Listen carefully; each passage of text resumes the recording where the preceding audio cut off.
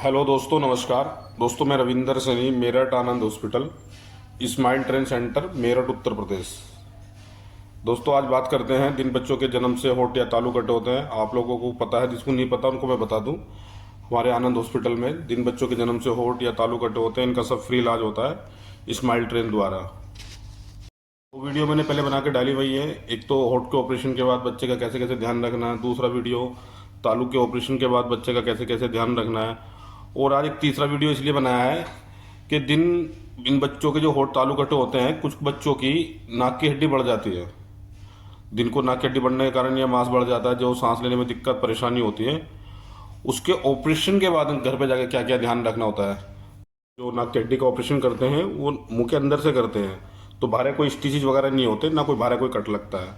वो टाके अंदर लग जाते हैं, और टाके भी ऐसे होते हैं वो 40 दिन में अपना आप एब्जोल यानी कि अपना आप गल जाते हैं।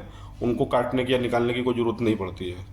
ये ध्यान रखना, बस केवल ये ध्यान रखना, उनके खाने पीने के तुरंत बाद कुल्ला जरूर करना है। चाहे उन्होंने दूध पिया हो, चाहे चाय पियो, कोई भी जूस क्यों ना पिया हो, कोई उनका मतलब तुरंत कुल्ला जरूर करना है, ये ध्यान रखना है। और कोई भी उनका परहेज नहीं है, आप सब चीज़ उनको घर में जितने भी आपने मुलायम चीज़ बनाई है, सब चीज़ खाने पीने में दे सकते हैं। बस यही ध्यान रखना कि खाने पीने के बाद तुरंत कुल्ला करना है। और हम नाक में डालने के लिए दो तरह की मेडिसिन देते हैं। एक ओट्रोविन हो, जो नाक बंद हो ज़्यादा लगे तो नाक बंद है तो दो दो बूंद डाल लें नाक में। दूसरी दवाई नॉर्मल सलाइन यानी NS। एक बोतल आपको, इतनी बड़ी बड़ी बोतल देते हैं हम लोग 110 ml की, तो उसमें आपको सिरिंज भरनी है। एक सिरिंज देंगे 10 ml भरनी है, 5 ml इस नाक में पुश करनी है, 5 ml इस नाक में पुश करनी है।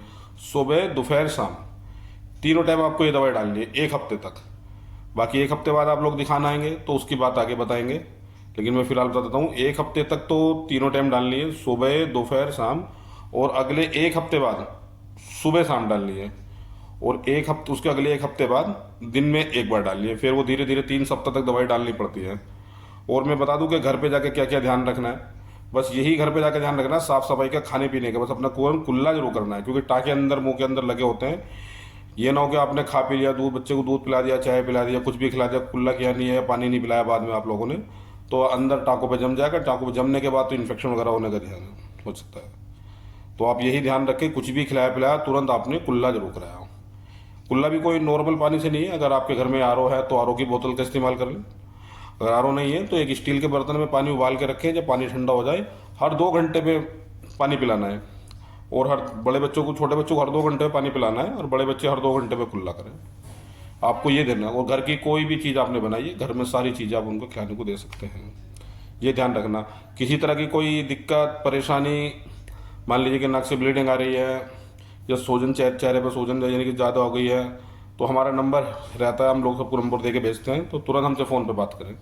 ये ना हो कि बच्चा दिक्कत में है, परेशानी में है, और आपने फ़ोन ही नहीं किया, बस देख रहे हैं कि ऐसी हो जाएगा ठीक, ऐसा नहीं करना है। तुरंत नंबर बताइए। अगर लग रहा है कि नाक से कोई ब्लड वगैरह आ रहा है या सूजन वगैरह बढ़ रही है, तो ये ज़रूर ध्यान रखना है। किसी तरह की कोई भी और भी दिक्कत परेशानी, सभी पे हमारा नंबर रहता है, हमें आपको फ़ोन पे बताना है। धन्यवाद। जो हॉस्पिटल से आपको मेडिसिन मिलेगी सब, बस वो अपना टाइम टेबल के हिसाब से देनी है। ये ना हो कि पता चला बच्चा सो रहा है, किसी ने दवाई नहीं दिया, लेकिन दवाई टाइम टेबल के हिसाब से देनी है, ये ध्यान रखना है। बहुत लोग कहते हैं जी बच्चा सो रहा था रात में तो हमने उसको दवाई नहीं दिया। ऐसा नहीं करना, बच्चों को उठा के दवाई देनी है, फिर उसके बाद सुलाना है। बाकी बस यही साफ सफाई का ध्यान रखना है। धन्यवाद।